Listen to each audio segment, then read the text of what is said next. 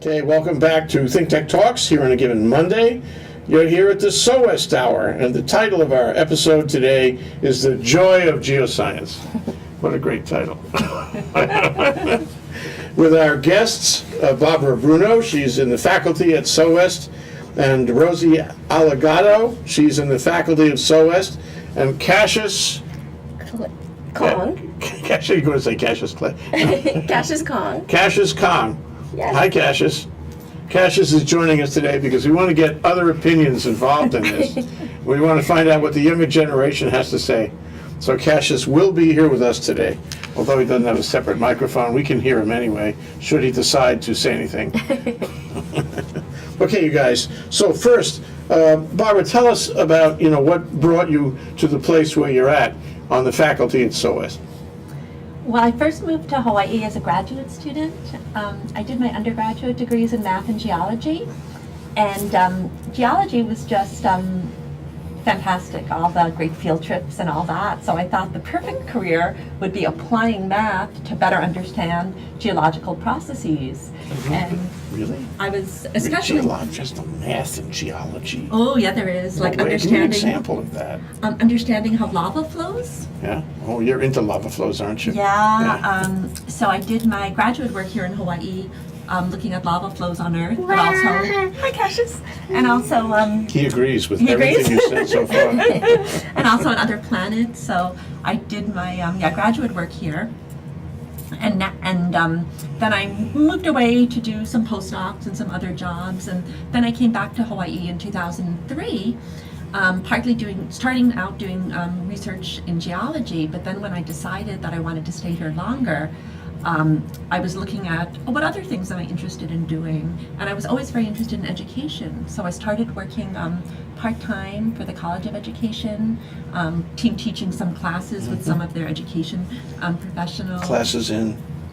Well, one class, for example, was called Malama Ikaina, and the idea was to bring scientists, Hawaiian cultural specialists, as well as people who were like curriculum experts together to team teach a class. So I did that, but I also did some projects for the Center on Disability Studies. They were really concerned with the fact that Native Hawaiians are overrepresented in special education classes, and they thought it was really a curriculum problem. So we started trying to bring scientists and Hawaiian cultural specialists together to work on developing curriculum that was more locally relevant. Mm-hmm. And then fast forward a few years when David Carl got... We know Dave Carl. Hats off to Dave Carl. One of my favorite guys, one of the founding fathers of ThinkTech, Oh, no. He was there at the very early time. Hi, Dave. Oh, fantastic. Yeah. Well, he got this grant from the National Science Foundation called Seymour, the Center for Microbial Oceanography, Research and Education. And usually when the NSF funds research, they fund research through grants. But every now and then, when they realize that a field is on the verge of making a major discovery, they create something called a Science and Technology Center. And Seymour is an example of this. These are like research problems that are very complex. They involve multiple institutions. They need large-scale funding, like millions of dollars over the period of like 10 years. Example? Seymour. But Seymour is an example of an NSF Science and Technology Center. But it's not a scientific issue. Oh, you mean what are they trying? It's the role of microorganisms. Okay. In trying to So understand. Seymour is really wrapped around a specific issue about the role of microorganisms In the ocean. in the ocean. Yeah, trying to That's understand. definitely Dave Carl. Yes, and how it affects everything from biogeochemistry to the marine food web to climate change. I mean, microbes play super important roles. Especially here. Yeah, definitely. So like all science and technology centers, Seymour has a very large education mission. The National Science Foundation requires this. When they set up a center, they want education and broadening participation to be big factors. So Dave hired me to be Seymour's education director. Is Seymour limited to SOEST and Hawaii, or is No. Seymour all over? All over. It's Hawaii is the headquarters, but there are seven institutions total, 6 on the mainland. Do you remember where they are? Yeah, on the East Coast, there's the Massachusetts Institute of Technology. That's good company. Yeah, Woods Hole, and just Woods Hole. recently Columbia University. Okay, whoa. And on the West Coast, we have UC Santa Cruz, Oregon State University, and MBARI, the Monterey Bay Aquarium Research Institute. Oh, yeah. And there's research and education happening at all of these So we're in centers. good company here. We sure We're are. among the first tier of people, yeah. Okay. Yeah. All right, so right now, how do you spend your time, actually, Barbara? Basically, I create education programs working with a team, and then we have a team of people who actually implements them. Then we evaluate them, and then we figure out what we should do next year. So it's a 10-year program, and it has education programs on all levels, ranging from children and families in the community to graduate students and postdocs. That's not all you do, though. You do more than that. You're doing research? Right now, no. I was doing geology research. Now I will teach an occasional class, but program management is really what I do. Yeah, okay. It's a That's full-time wonderful. job. She manages a whole suite of programs actually at Seymour. There are a lot of programs. Yeah, there are many, many programs. Sounds From great, training actually. teachers to providing little kits that high school students can use. So this is Yeah. in large part outreach. Yeah. It's outreach and it's inreach. It's both out into the community as well as doing things for the undergraduates, graduate students, and postdocs that Okay. are part of the center.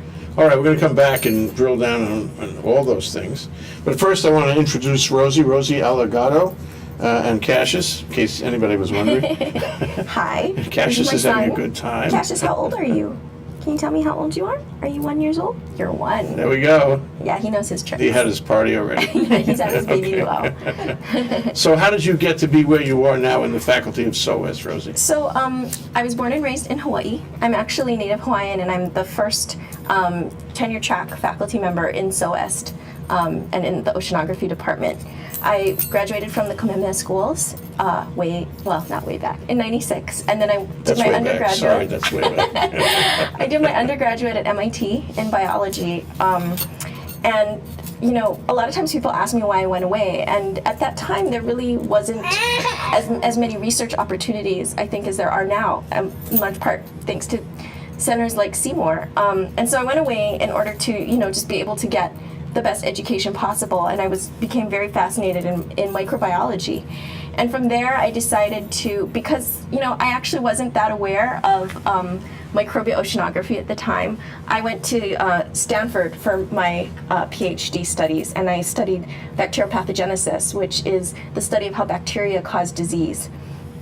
At the end of that path, I was kind of at a crossroads, because I always knew I wanted to come back to Hawaii, but the question was how. And I knew that Hawaii, I really wanted to be able to take advantage of research questions that really lent itself to taking advantage of Hawaii's environment. And so what that led me to, and talking to a lot of my mentors, was to kind of change course and to go from studying bacteria that cause disease to really asking more basic questions of how do bacteria affect the biology of the organisms that are in their environment. And so it was a much more evolutionary question.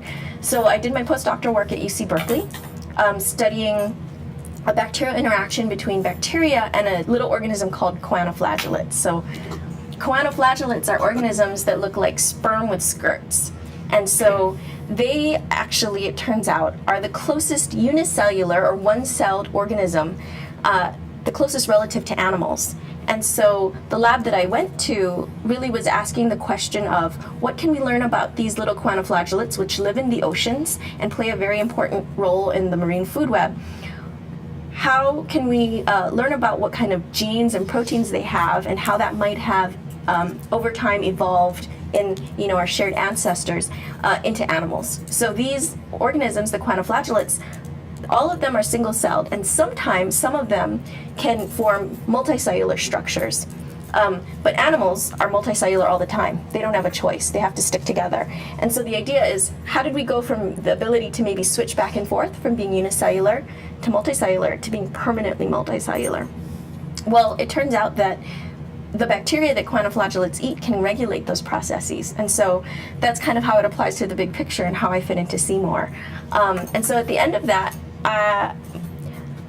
time at UC Berkeley, it just so happened that there was a position at University of Hawaii at Manoa, and I had been writing to In Dave Carl. SOEST. In SOEST. And I had been writing to Dave Carl just saying, I'm really interested. I'm a microbiologist who wants to come home to Hawaii. And, he introduced me to all the faculty at SOEST, and I was able to really get a sense that I might potentially fit in there. But of course, it's one of those things where I wouldn't be able to come in at home unless there was a position. So there was a position, and thankfully I was able to interview, and I was eventually selected as faculty, and that's how I ended up being able to come back home. Wild horses wouldn't have kept you away. No. It's the perfect example of, a local person who goes to the mainland, gets trained, and then Exactly. has to sort of fight her way back.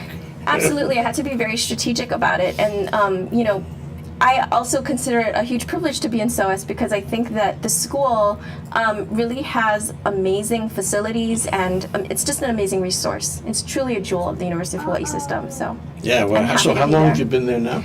I'm new. I just started last August, so okay. I've only been here for about 8 months. Okay. Yeah. Well, Cassius, were you listening to all of that? Is there anything you want to add to it? Any rebuttal, Do you really think to say for cross-examination? yourself? No? No. Okay. All right, we'll catch you later, though. Yes, He's say one. One. Just remember, I'm 1 year old. What a baby. I remember. How can I forget?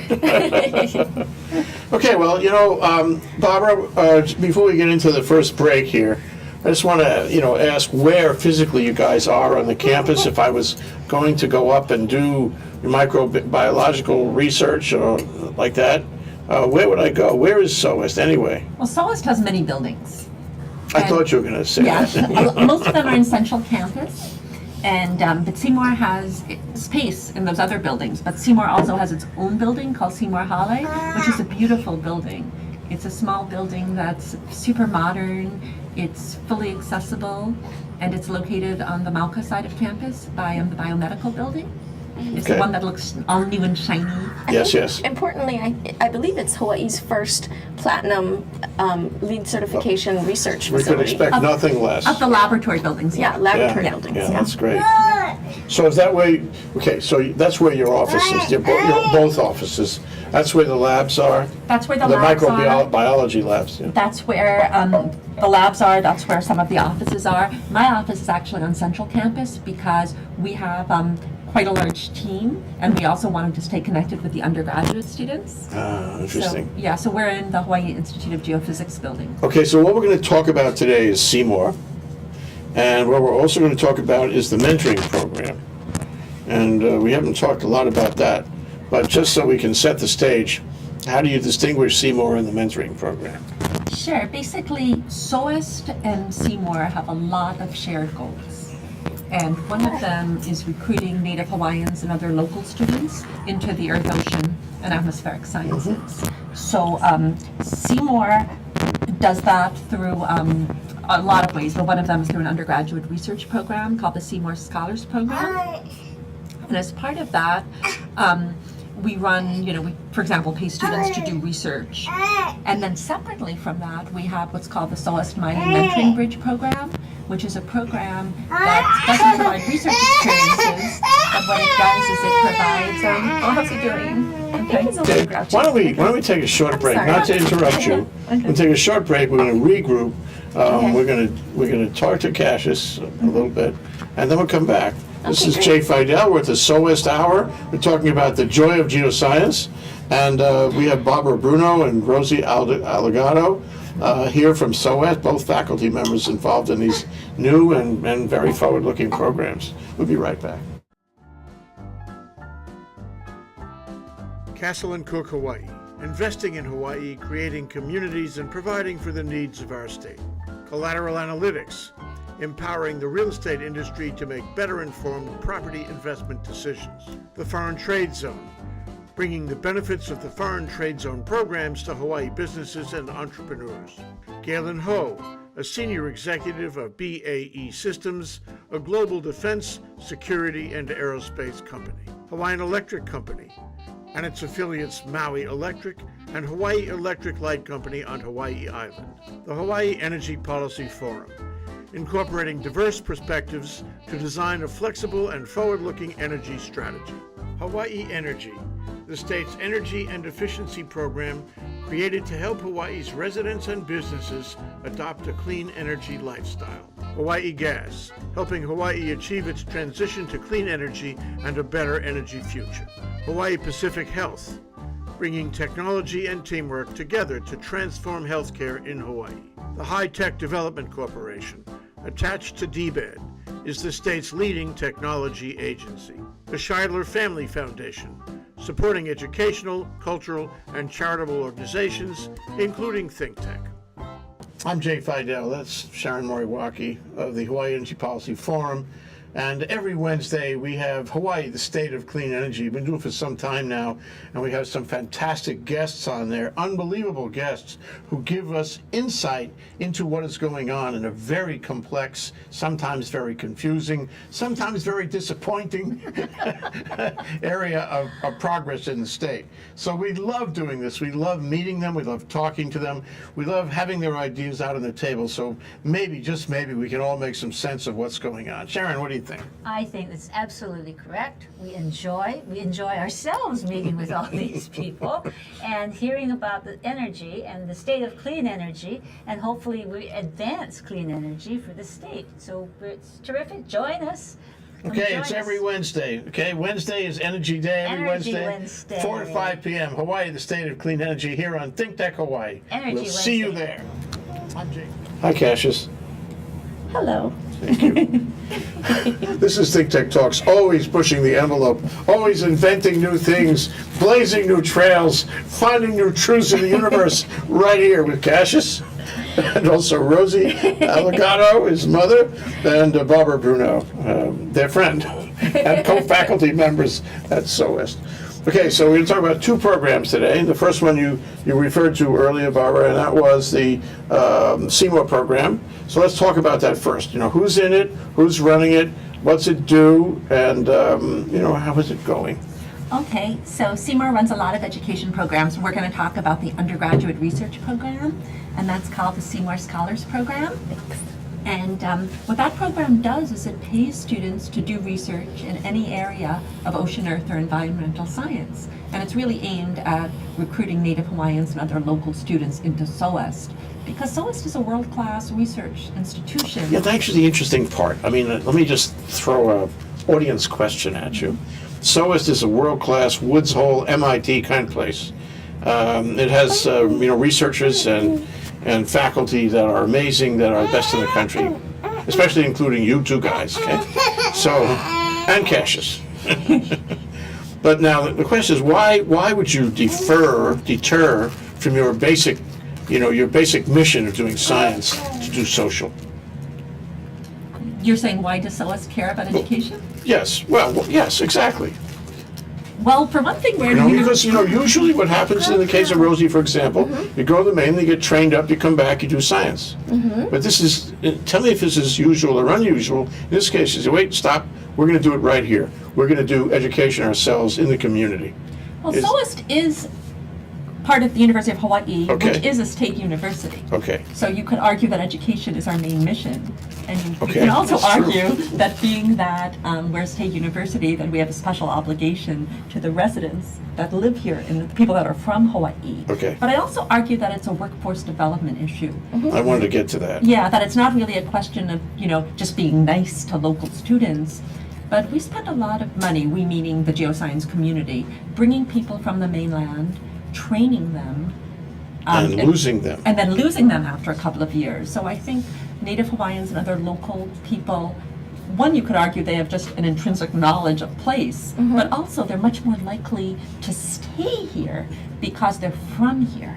And I also think that geosciences, it might not seem that way, but I think it aligns really well with some of the traditional ecological knowledge. Native Hawaiians and other indigenous peoples, they just have such a great body of knowledge in terms of observing their natural environment, from volcanoes to wave action to astronomy, and that is exactly what SOEST is. And so it's really a matter of lowering any kind of mental barriers or things that would make someone scared to not try SOEST as an undergrad major in a course of study, because I think it really does align well with what people's natural interests are in Hawaii.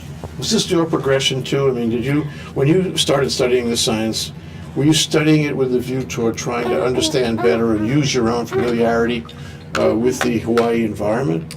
So, I mean, in high school, I definitely had a strong connection with Hawaii environment. I was in my high school hiking program, and we went to all kinds of places to help repair trails and learn about biota.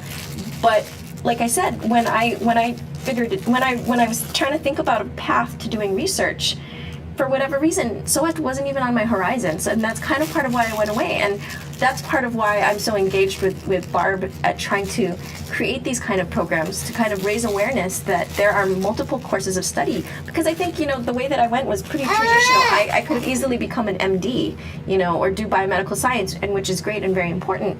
But equally so are the geosciences.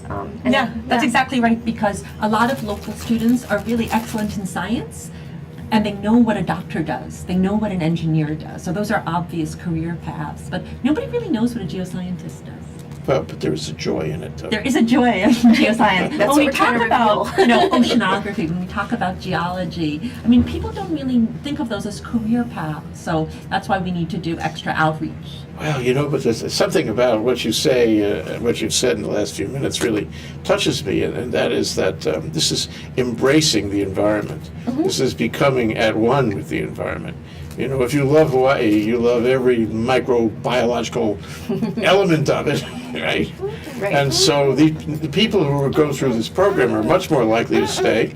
They're likely to take degrees at SOEST. They're likely to stay and do research and embrace the land. That's what it sounds like to me. So this kind of program that you're running sounds like to me that ultimately it will have that effect, at least on some substantial percentage of the people you're dealing with. Yeah, the future of Hawaii is in Hawaii's students' hands. Yes. So we need to do whatever we can to make sure they get research opportunities and get close mentoring so they can succeed. Okay, so let's break the program down. What are the elements of the program? What do you actually go out and do? Are we talking about the Theseymour Scholars Yes. program? That's it's an undergraduate research program. So every student is matched with a mentor, and student spends some time every week doing original research. Uh-oh, what happened? Oh, okay, let's pick that up. And they do undergraduate research, and then every month we meet as a cohort to talk about any programs or challenging and to share successes that they're having. And we do professional skills training every month. Like 1 month maybe we'll talk about resume writing, another month we might be talking about networking. Talking about building careers. Building careers, helping them see how their classwork and their research ties into a career in geoscience. Where else would they get this? This is really wonderful. It's extremely valuable, I would It's say. valuable, and they don't generally get it in their classes. Yeah. So it's really nice, and they're very enthusiastic about it, and they also have a lot of experience that they contribute. It's not just about us training them, it's about them sharing their knowledge that's with each great. other. Now, do they follow through? Do they actually do what you hope they're supposed to do? Yeah, we have a lot of our students are now in graduate school, some of them are in the workforce, and they're becoming mentors to the younger students. So it's Yeah, really it's a excellent. sort of payback thing, isn't it? If you go through a program like this, you're inclined to, pass it on down to the next generation too. And it reminds me of one of those venture capital programs, entrepreneurial programs. They say, look, we're going to help you, we're going to mentor you, we're going to give you everything we can. There's only one condition: you have to mentor somebody else. Yeah, it's So it's critical. the same thing, I yeah, think. and that's why all of our scholars are required to do outreach every semester, because they can talk to high school students or younger students much more effectively than I can. Partly because they're from here, and partly because they're just younger, and the students can see the pathway a little bit better.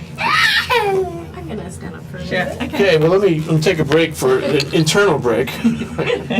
You have to know that that's Cassius Khan, and he's a beautiful child, just 1 year, and his mother is a guest on our show, Rosie Alegado, and Cassius is having a wonderful time. He might go into video production after a while, and we're here with Rosie and Cassius and Barbara Bruno, and we're talking about the joy of geoscience. I'm not taking a break, though. I want to come back. I just want people to understand what's happening.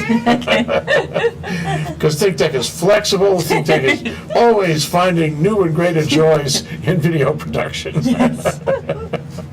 Okay, so you're already at a point, in a sort of scientific thinking, where this is proving out that whatever you started out with here, it's working, okay? And gee, what are the numbers? I mean, how many people have been through this? How many people have been, what you would define as successful in going through this education program? Yeah, Seymour funds 10 students a year, and sometimes some years we get extra funding from other sources. Like, for example, Kamehameha Schools has given us funding for 6 additional scholars this year, so this year we have 16. Occasionally when professors write research proposals, they also budget in money for students. So based on that, we have a minimum of 10 each year, and the program's been around since 2008. And some students participate. 6 years, a long time Yeah, already, and some yeah. students participate for multiple years. It's a 3-tiered program where students start as a trainee level, where they're basically learning how to do research. And then after a year, they can progress to an intern level where they're working much more independently. And if they start as a sophomore and they're still around for the 3rd year, they can become a fellow where they take on a peer mentoring role, and they're also working on their senior thesis. So this is what, undergraduate? All undergraduate. All undergraduate. So they can start at whatever level. They can start when they're at a community college, or when they're at SOEST, or when they're at a different institution like UH-Hilo or any of the 10 campus systems within it. But because people participate for 3 years, we don't have as many graduates as we would if we just limited it to 1 year per student. Yeah, so we've had about 50 graduates to date. Do they talk to each other? Do you talk to They them? do. Yeah. They talk on Facebook. They talk on LinkedIn. They send us emails. They're a cohort. They're a cohort. It's wonderful. Some of them are now in medical school or in graduate school or You've during the given them a workforce. whole scientific life. Yeah, and they You- support each other, which Yeah. is really nice. Yeah. But yeah, so yeah, they are overwhelmingly successful. And that's been shown, not just our research program, but Yeah. there's a lot of data showing that students who participate in undergraduate research programs are much more likely to stay in the field. That's great. I mean, I've been studying the maker movement. You know the maker movement? I don't. If you make things, you're part of this movement. Just make anything. Oh yeah, okay, yeah, I have heard of that. Yeah. And the entrepreneur, the young entrepreneur movement, which is very sort of non-specific. Just start a business, any business, that'll be okay.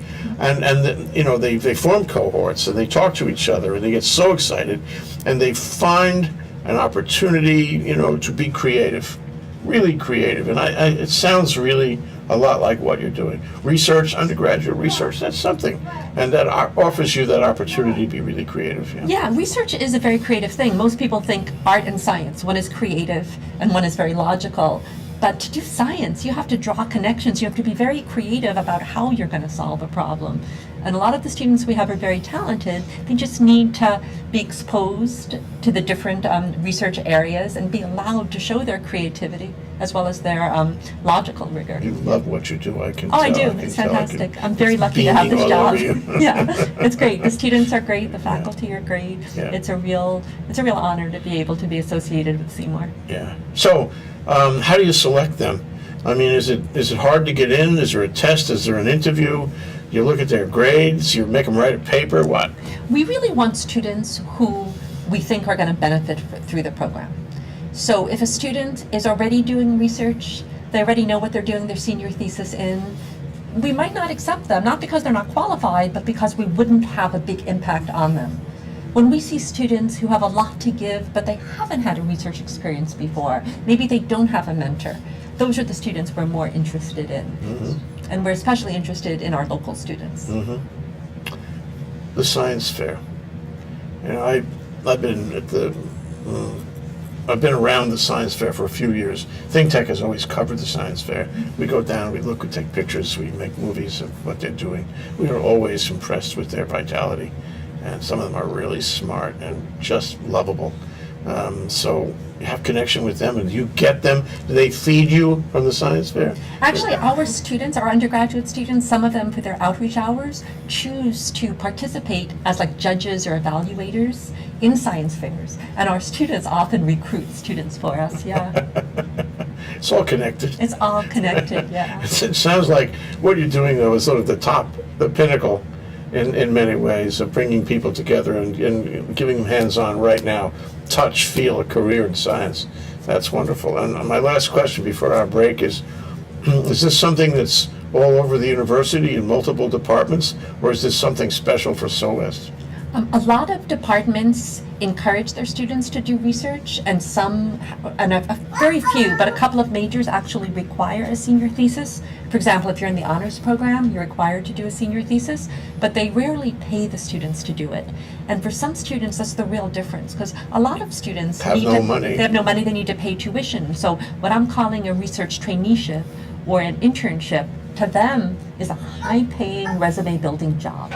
And that's often the hook to get them interested. And if we weren't going to pay the students, they wouldn't be able to ever take advantage of it. So that's one difference. Another difference is the outreach, the professional development training, the feeling like they're part of a cohort. Yeah, with the scientists. Whoa. With the scientists. Like at the last meeting that we had at UH-Mānoa, we brought together students from KCC, Windward Community College, as well as UH-Mānoa, and those 10 scientists networked with about 10 professionals. So we taught them networking by doing networking. So we went over networking skills for the first half an hour of the meeting. Then we brought people in. So not only did they get to practice their networking skills, we picked people who had resources that would be particularly beneficial for them. And many of them discovered things that they followed up with afterwards. Boy, I wish I was a kid again. Wish I was in your program. That's Barbara Bruno, and Rosie Alegado is out there with Cassius. I'm going to take a short break. This is the SOEST Hour. They're both from all three of them are from SOEST, in a way. And we're talking about the joy of geoscience here on ThinkTech Talks. We'll be right back. I'm Hong Jiang, host for Asia in Review on Tuesdays. And I'm David Day, host for Asian Review on Thursdays. Both of us broadcast our respective shows at 4 p.m. And my topics tend to deal with questions related to environment, culture, history, and sometimes human rights. And my shows tend to be on international business, foreign policy, geopolitics, and national security. And you can watch our shows live on the ThinkTech website at thinktechhawaii.com. And you can also watch us on YouTube or Olalo. So come join us on Thursdays at 4 p.m. I'm David Day. And on Tuesdays at 4 p.m., I'm Hong Jiang. Aloha. Okay, we're back. We're live. We're ThinkTech Talks. We're doing the SOEST Hour, which we do every Monday between 1 and 2 p.m. here on ThinkTech, broadcasting from downtown Honolulu, the core of downtown Honolulu in Pioneer Plaza. Our guests are Barbara Bruno, a faculty member at SOEST, who is involved in Seymour, among other things, which is an educational program for local kids, building science inside of local kids. I love that. And Rosie Alegado, who's also a faculty member, and she joins us with Cassius, who's an important player in all of this. Now, the symbol of Cassius is that he represents the future. You guys are old already. Cassius represents the future. Exactly. And we want him to hear and understand everything we are talking about today. This is part of Cassius's education. Exactly. Okay, the next thing is the mentoring program. Okay. What is it?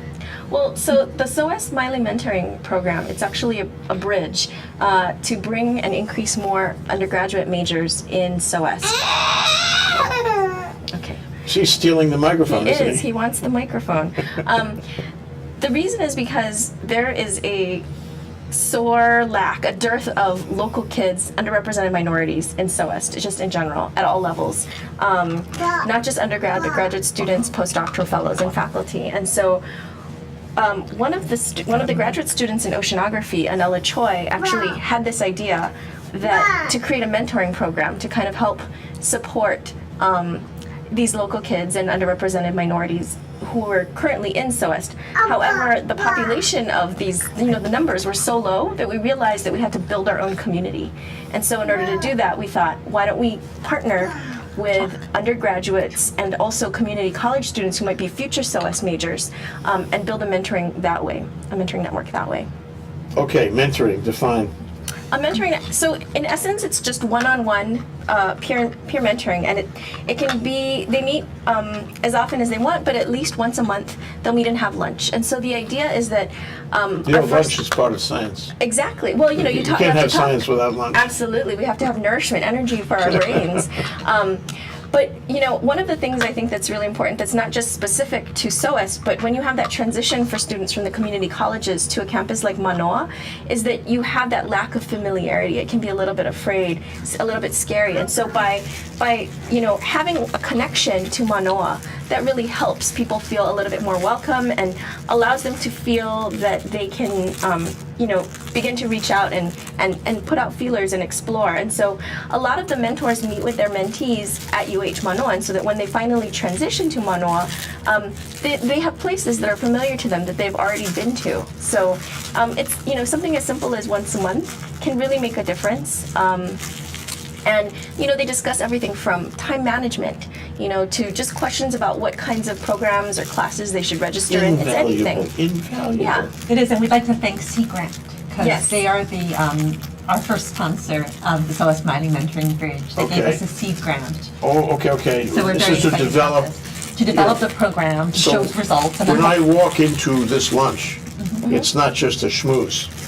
There are specific subjects that are going to be discussed and takeaways that are going to be taken away. we definitely have goals in mind. That's true. But they're set by the mentor and the mentee. They set their Okay, own so it's goals. personal. Yes, it's very Yes. I personal. really like that. So they get to be a role model, get to be a friend, get to be a big sister or brother, that That's kind right. of thing. Yeah, there's a book by the National Academies called Advisor, Teacher, Role Model, Friend, Yeah. which is a book on mentoring. It kind of Yeah, describes the yeah. 4 aspects of it, and that's required reading for all of our mentors. Well, what do you think in our world, especially in a huge university, it's huge, and sometimes very impersonal, and sometimes hard to navigate.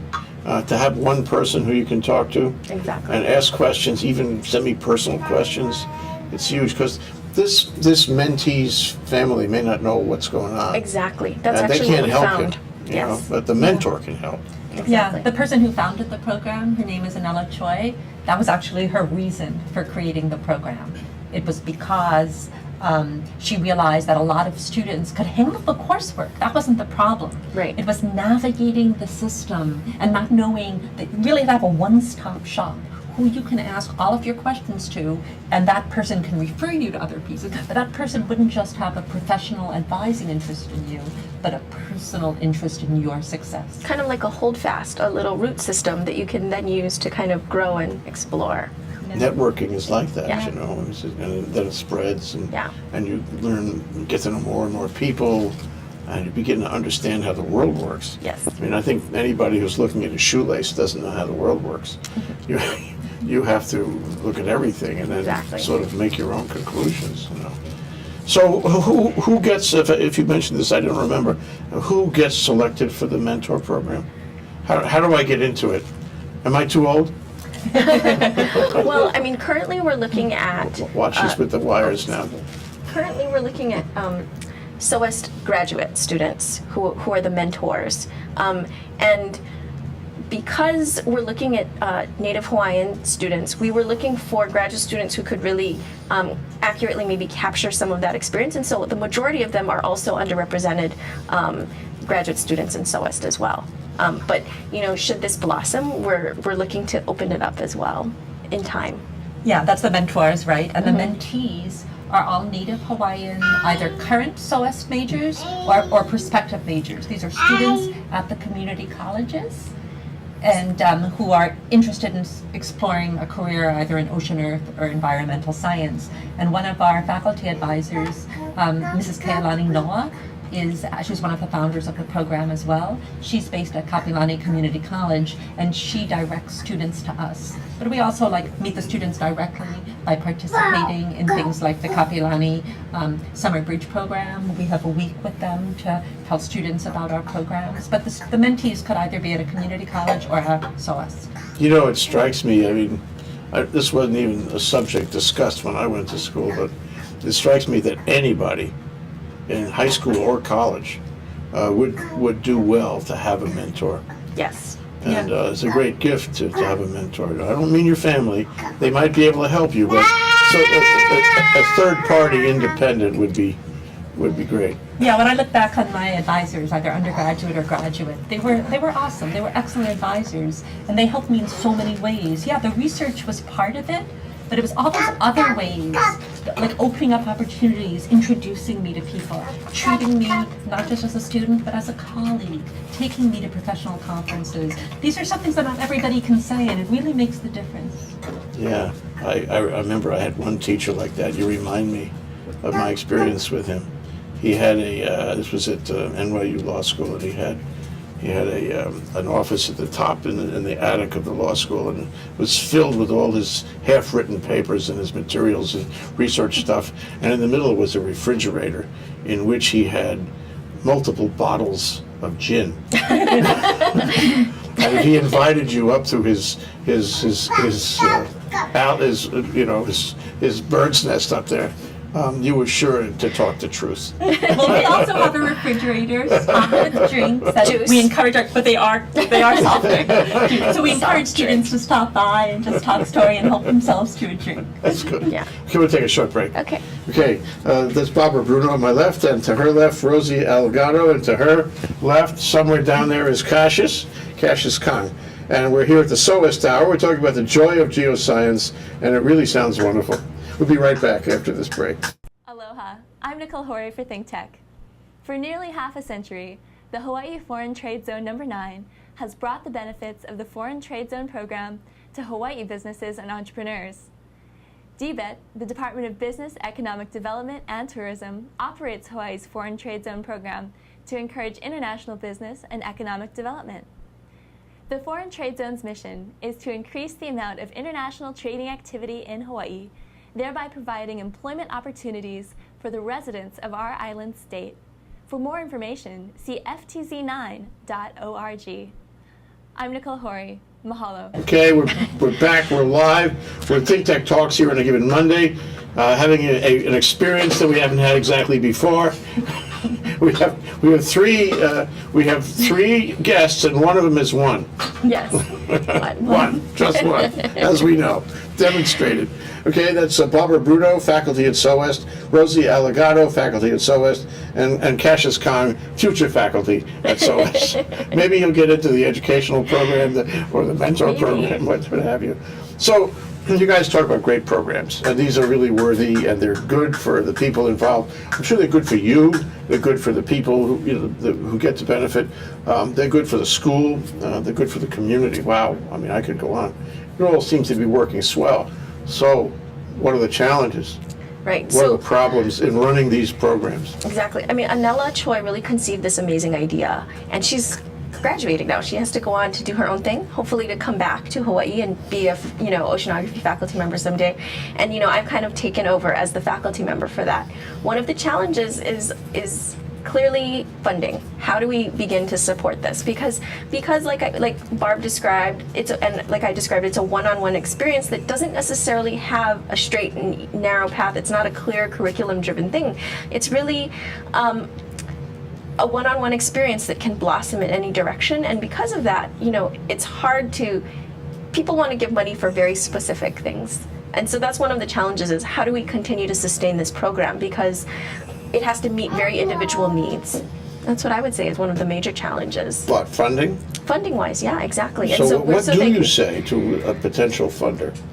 Well, it's it's early days yet, and so we're looking at what we can accomplish. Our goal is to increase the number of local Native Hawaiian and underrepresented minorities in SOEST, because we're building our community. I mean, that's where we're going, and so that's what I would say, is that's the future.